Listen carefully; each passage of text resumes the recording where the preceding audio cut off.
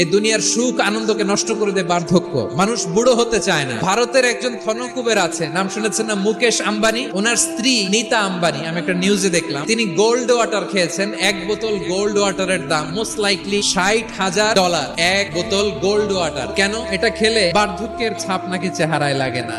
কিন্তু মানুষ যতই বয়স ধরে রাখতে চাক, এই দুনিয়ার জীবনে বয়সকে ধরে রাখা যাবে।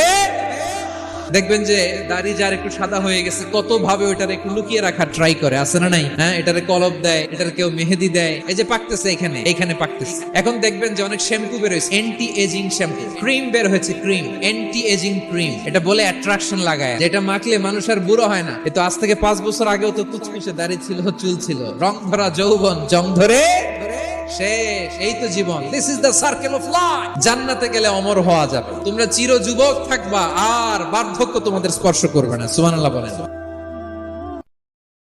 Download ShareChat.